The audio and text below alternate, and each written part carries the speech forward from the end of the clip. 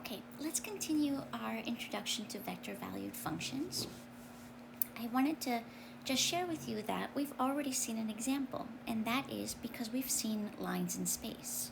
So here's an example of a line in space, and I'm going to give it a direction. A line in space is a vector valued function. So recall that the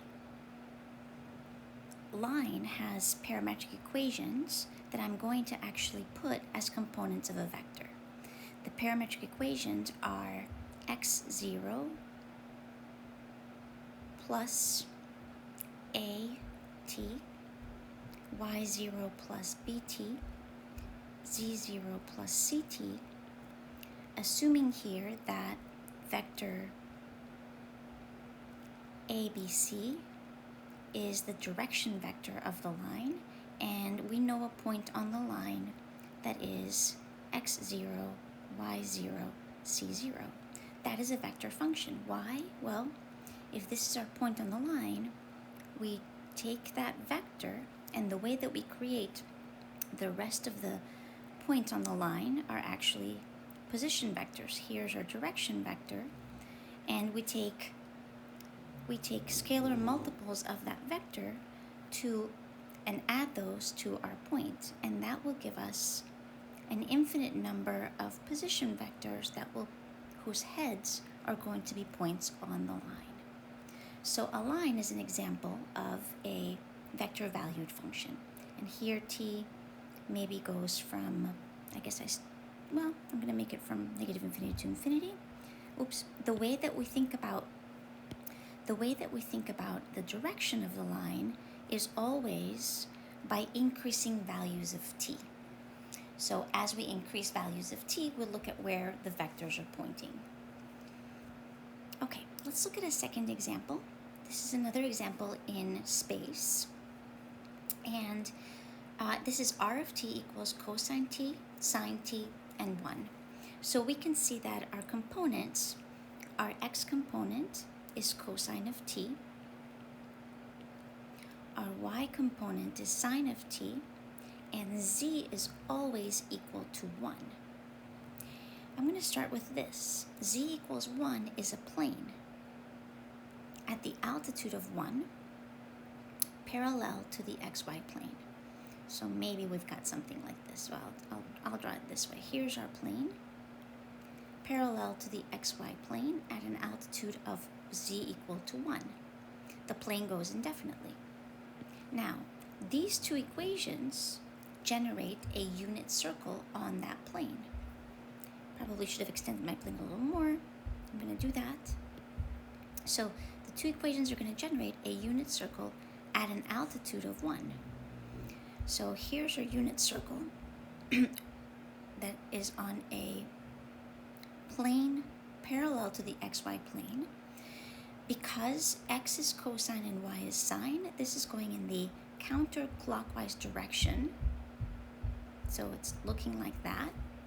And notice that our domain is given as negative infinity to infinity. So that means that we are making an infinite number of paths circling along that circle, right? So really what's going on here is this is a vector function. The vector is pointing to, all the vectors are pointing to points along the circle. So we generate the curve. And this is a good example of what it means to have, what is curve versus a path. Our path here is an infinite number of rotations along that circle, because our domain is from negative infinity to infinity. The curve is the circle itself. The curve that we're dealing with is a unit circle on the plane z equal to 1, which is parallel to the xy plane.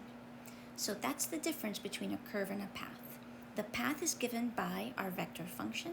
The curve is the static circle. The path has direction, and it's taking us an infinite number of loops around that circle. Okay, our final example here is in 2 dimensions. And just want to show you that we treat this very much like we did our parametric equations. So the first thing that we're going to do is let's identify each component.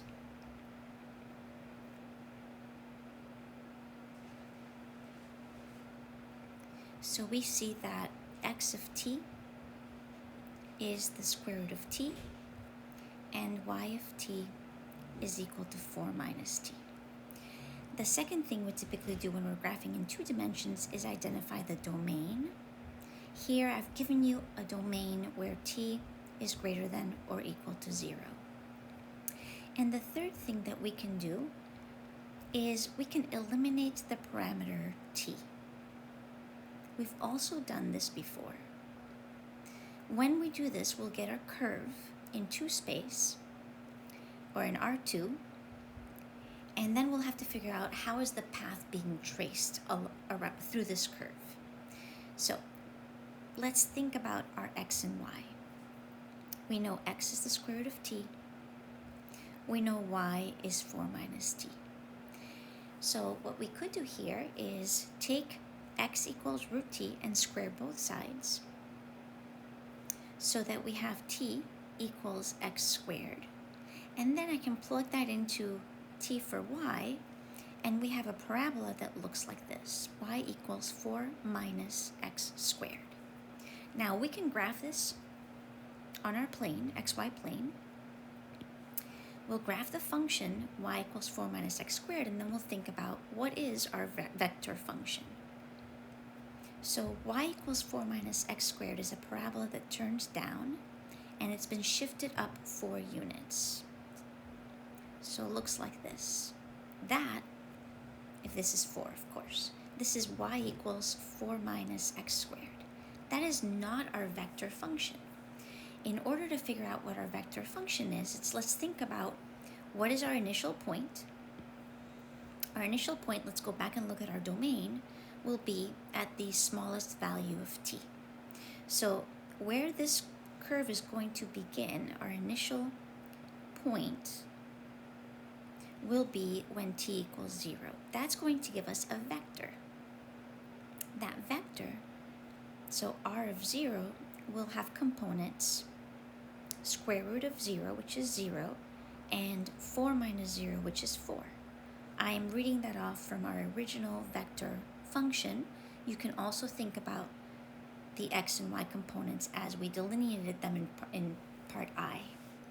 So we know we're starting, our first vector starts at the origin and points to the point 0, 4 on the y-axis. Now, if we increase t, let's say, what do we get when t is 1? Well, when we put it back into our vector function, when t is 1, our x component will be 1, and our y component will be 4 minus 1, which is 3. So it's clear here that we're going to go in this direction, 1, 3, and as t increases, we will be tracing vectors, generating vectors that give us the points on our path. And so for this reason, I actually don't need this part of the, I don't need this part of the parabola at all. So really, when I sketch this vector function, the only part that I would sketch would be the part that our vectors have traced. So we're starting at the vector 0, 4. So its head lies at 0, 4. And as t increases, we're going in this direction and getting vectors whose heads will lie along on our curve and trace out our path. So this would be the graph of r of t.